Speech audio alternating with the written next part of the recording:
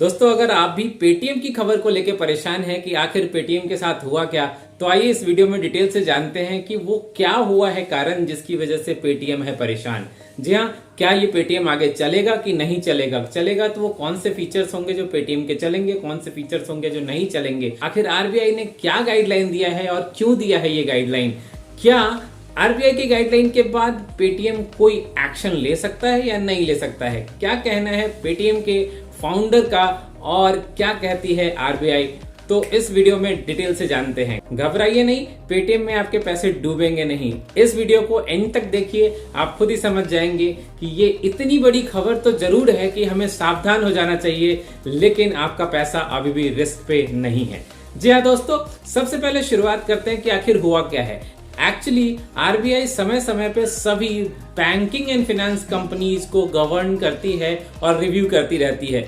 इसी ड्यूरेशन में जब पेटीएम पेमेंट बैंक का रिव्यू हुआ तो पाया गया कि पेटीएम पेमेंट बैंक में कस्टमर के डॉक्यूमेंटेशन प्रोसेस वाले रूल का मिसयूज हुआ है, साथ में इंफॉर्मेशन का भी मिसयूज हुआ है। आज के डेट में जो फिनटेक कंपनीज हैं वो पेमेंट्स को और फिनेंसेस को बेहतर तरीके से ग्रो करने में हेल्प कर रही है। Very clearly they said that इसने ना केवल स्ट्रीमलाइनिंग में हेल्प की है बल्कि कॉस्ट रिडक्शन में भी हेल्प की है। लेकिन इसी के साथ ही आरबीआई ने कहा कि फिनटेक कंपनीज को इस बात का हमेशा ही ध्यान रखना चाहिए कि वो customer related information and security को कहीं लीक ना होने दे और उसका मिसयूज ना होने दे। तो अभी रिसेंट रिलीज जो आई है जिसमें गाइडलाइंस आया है पेटीएम पेमेंट बैंक के लिए, उसमें कहा गया है कि 29 फरवरी 2024 के बाद पेटीएम पेमेंट बैंक कस्टमर्स के पैसे का लेन देन नहीं कर सकता है। यानी कि कोई भी नया ग्राहक पेटीएम पेमेंट बैंक में खाता नहीं खुलवा पाएगा। ऑलरेडी अगर एग्जिस्टिंग खाता है तो उसमें नए पैसे का ट्रांजैक्शन नहीं होगा। तो क्या होगा जो पैसे ऑलरेडी आपने उस अकाउंट में डाले हुए हैं, या फिर क्या होगा उन पैसों का जो पैसे पेटीएम के पास हैं और पेटीएम पेमेंट बैंक में आना है? घबराइए नहीं, ये पैसे आपके नहीं जा रहे हैं। जी हाँ, अगर पेटीएम पेमेंट बैंक में आपके पास पैसा है तो आप अभी उसे उसी तरीके से यूज कर सकते हैं जिस तरीके से आप इसे यूज अभी तक कर रहे थे। इन पैसों को या तो आप अपने दूसरे अकाउंट में ट्रांसफर कर लीजिए या फिर आप नॉर्मल यूसेज में भी आप स्कैन करके या फिर कहीं पेमेंट करके इसे यूज कर सकते हैं। लेकिन क्या उसके बाद भी पेटीएम चालू रहेगा? जी हाँ, Paytm and Paytm payment bank दो अलग अलग एंटिटी है। इस पूरी घटना के बाद पेटीएम पेमेंट बैंक और पेटीएम ग्रुप के group president and chief financial officer Madhur Deora ने क्लियरली स्टेटमेंट देके बोला कि Paytm fintech company and Paytm payment bank दो सेपरेट एंटिटी है और दोनों को जोड़कर नहीं देखा जाना चाहिए। और ये सच भी है। पेटीएम एक फिनटेक कंपनी है जो पेमेंट का आदान प्रदान या लेन देन करने में हेल्प करती है, जैसे कि दूसरे यूपीआई सर्विस वाले करते हैं, जैसे कि फोन पे या फिर गूगल पे या फिर दूसरे यूपीआई सर्विस प्रोवाइडर्स। ठीक उसी के साथ पेटीएम पेमेंट बैंक एक फाइनेंशियल कंपनी है, एक बैंक है जो कि रेस्ट्रिक्टेड एंड लिमिटेड बैंकिंग सुविधा के साथ काम करती है, जो ग्राहकों का पैसा ले तो सकती है लेकिन ग्राहकों को पैसे उधार नहीं दे सकती।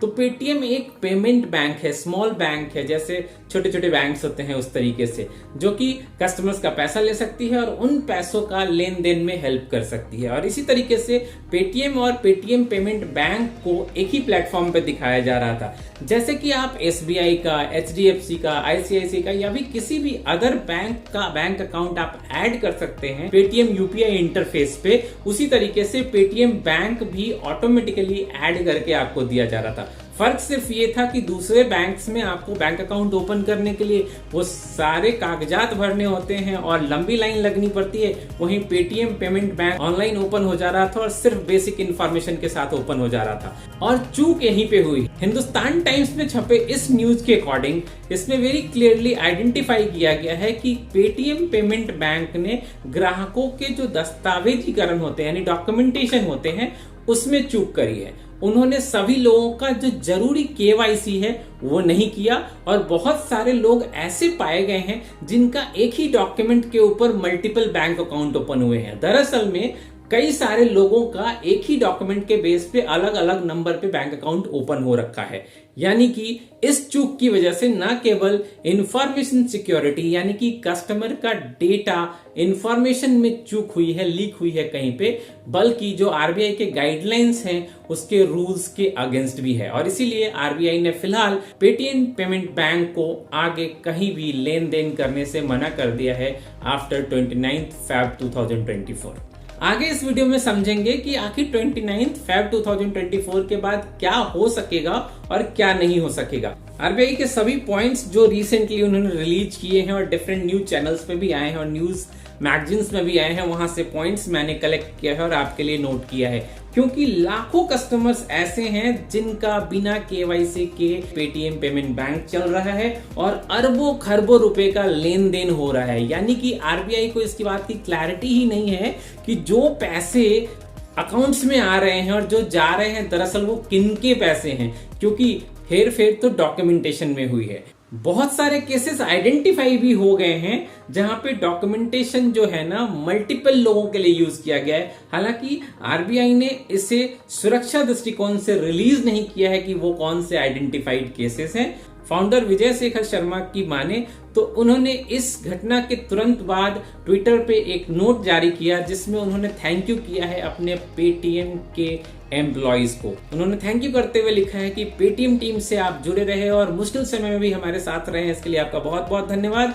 पेटीएम लगातार चलता रहेगा और भविष्य में जिस तरीके से इंडिया में फिनटेक कंपनीज ग्रो कर रही है और उसमें पेटीएम का योगदान है वो और भी आगे बढ़ता रहेगा। उन्होंने लिखा कि ग्लोबल प्लेटफॉर्म पे जिस तरीके से इंडिया पूरी दुनिया भर में फेमस हो रहा है और पेटीएम का एक स्पेशल कंट्रीब्यूशन है, ये जारी रहेगी और इंडिया की जीत जारी रहेगी। भारत पे के को फाउंडर रहे अश्नीर ग्रोवर ने भी अपना रिएक्शन दिया। अश्नीर ग्रोवर का कहना है कि आरबीआई को अपने द्वारा दिए गए नियमों में संशोधन करना चाहिए और रिलुक करना चाहिए, क्योंकि उनके द्वारा दिए गए गाइडलाइन के वजह से फिनटेक कंपनीज को और तेजी से ग्रो करने में कहीं ना कहीं दिक्कत का सामना करना पड़ सकता है। तो आइए अब इस वीडियो के अंत में जानते हैं कि आखिर 29 फरवरी के बाद क्या हो सकेगा और क्या नहीं हो सकेगा। सबसे पहले वो कौन सी चीजें जो नहीं होंगी।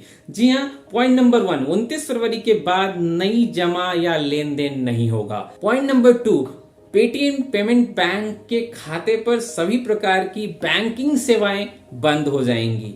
यूपीआई पर भी पेमेंट बैंक से मनी ट्रांसफर नहीं हो सकेगा। यूपीआई पे भी ध्यान रखिए, पेटीएम पेमेंट बैंक से मनी ट्रांसफर नहीं हो सकेगा। और क्या हो सकेगा?